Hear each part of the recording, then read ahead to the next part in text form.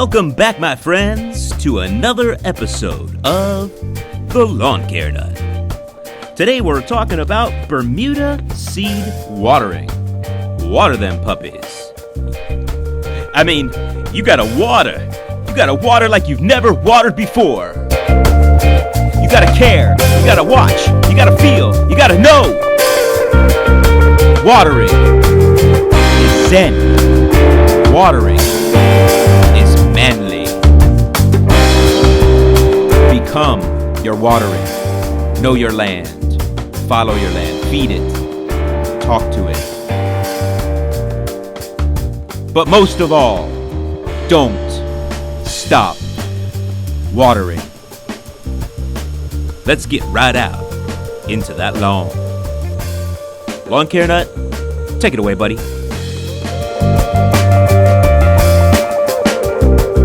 What's up, y'all? I'm Alan Hain, the Lawn Care Nut. Thanks for coming back for yet another week. I know my posting schedule's been a little bit off lately, but those of you that have been around for a while, you'll remember that I always slow down in the wintertime, especially when I get really busy with work. I recently changed jobs again. I've been given a really good opportunity to go back to the company I was originally with a little over a year ago, so I made that change. I'm really excited about it, but it has been a little bit of a toll on my free time. And so that brings us now to our grow. Got a lot to kind of update today. I'm going to try to do it quickly though. But the biggest thing we got to look at is first, we actually have growth now.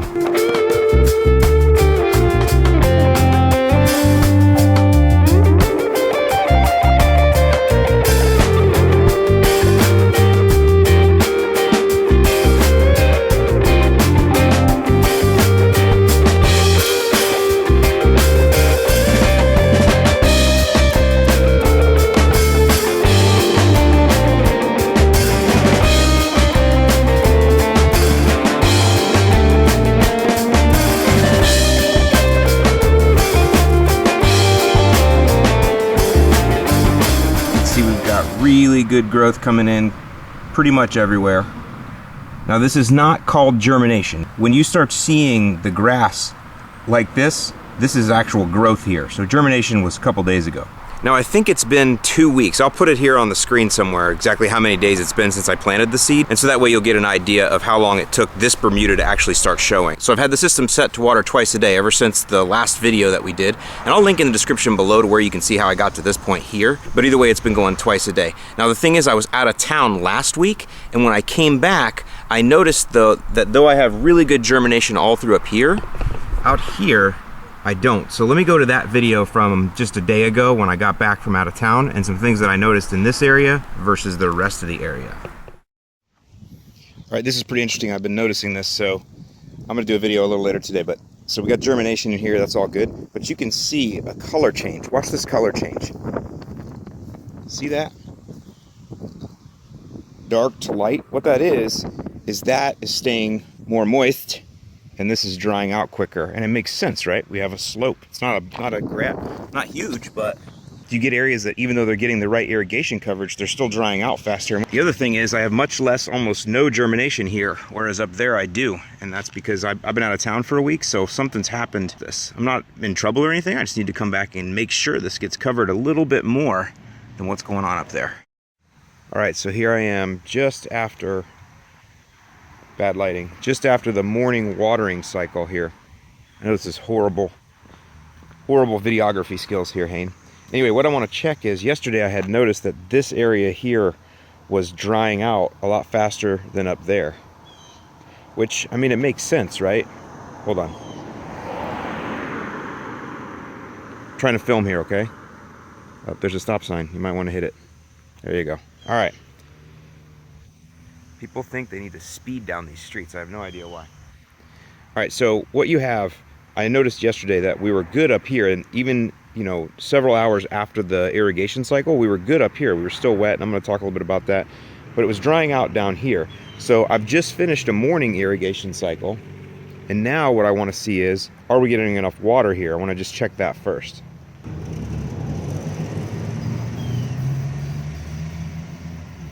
And the answer is no. It's just not penetrating. See that?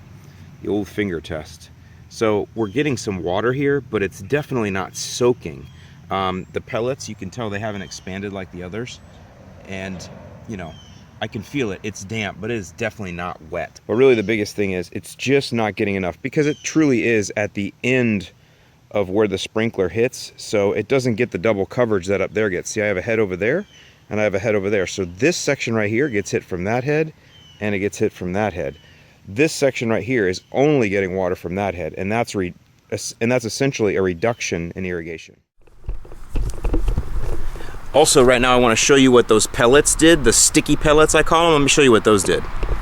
It's grass mulch, grass seed mulch is what it is. But you can see the darker areas, that's the grass seed pellets now flattened out. You can see again, the dark areas, that's those pellets that have spread out, and the light areas are where I didn't have the pellets. So this is what I would call really good coverage. You know, maybe a little thin in a couple spots, but you can see that it's well in there. I mean, if I didn't tell you, if I zoomed far back and I didn't tell you what I had there, you would think I had a good layer of topsoil there and that it stayed stuck on top like that for a good, 2 weeks. Now there are a couple spots though, and this is what you can use to also help to see how your water coverage is. There are a couple spots like up here where they haven't flattened out quite as well. I do have germination here, but it isn't as good as the rest down there, and you can see the pellets haven't flattened out. So you can use that as a visual cue to say something's going on. We're not getting as much irrigation, we're not getting as much moisture up here as we are in other places. Now you do want to test irrigation depth, especially when you get to this point now, because these little puppies are going to start to send roots down. So I want to make sure that the water is going deep enough to draw those roots down, and so they have enough when they get there. So all I've been doing is a couple times a day. So right now it's 11 a.m. My watering cycle is 7. So it's been like probably, I can't do math, 4 hours. So 4 hours since the last irrigation cycle. Let's just take a little. And I can definitely feel that it's wet a good however far down that is. So that's fine. I'm good. I'm getting good irrigation depth here. On the flip side, I'll find when I go over here that I'm dry, and I kind of already illustrated this, I think. See, there's a poke hole from when I did it earlier, but it's going down, and I can definitely feel I'm more dry. So we're gonna have to make an adjustment to hit that. What I'm gonna do for right now is I'm just gonna hand water that, but when I have to go out of town again, what I'm gonna do is I'm gonna turn this cycle on a little bit longer. So up there it'll get a lot more water than it needs, but at least it'll compensate for down there. One thing that did slow my progress down that I am sure of is the very day after I finished getting this in the ground and filming all of this, the temperatures here went down into the high 50s during the day for about 4 days straight. I think the lows at night were tipping into the low 40s, and so that was enough to change the ground temp here, and I'm sure that it stunted the speed of the germination. But when that happens to you, you're already committed, so you have to push on through, and all I did is just keep watering like normal, and that way when it did warm up, bam, we got germination and we see growth now. So from here, it's really just all about how many good cigars can you smoke and how much time can you spend out here. Go ahead and keep your watering up twice a day. Adjust like I'm gonna do if you need to adjust. The key is to keep your eye out. Just watch it. The lawn will speak to you. The lawn will tell you what it needs. I don't know if you guys can hear that. I got saws and jets in the background right now.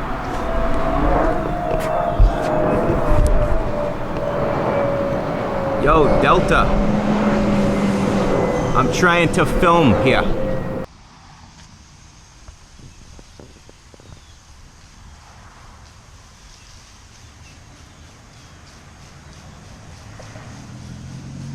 Okay, so now I'm going to give you the key point of this video, and that is when you hit the point where you see your first growth like I'm seeing today, you keep the watering schedule up for 35 days after that point without fail. I don't care if it rains, you keep watering. If it doesn't rain, you keep watering for 35 days. And that's most grass types. After that, you can cut back to 2 or 3 times a week, depending on the grass type and where you live and what the weather conditions are. But don't forget, be mindful, keep an eye on it. If yours needs to be babied along a little bit longer, then please do that. That's why you have to be observant and love this land. Anyway, what I was going to say is I do recommend that you continue to hand water out here because, again, it just helps connect you with the land. But the thing is, it helps you get the lay of the land. Understand, okay, dry spot down there now, probably going to be dry spot down there in the future, right? You got to kind of understand. That way, later on, when this is beautiful and you're working on it and it has a problem, you can remember back to those times when you raised it and what its weaknesses were, and you can help it overcome them. I'm Alan Hain, the Lawn Care Nut. Thanks for watching, and I'll see you in the lawn.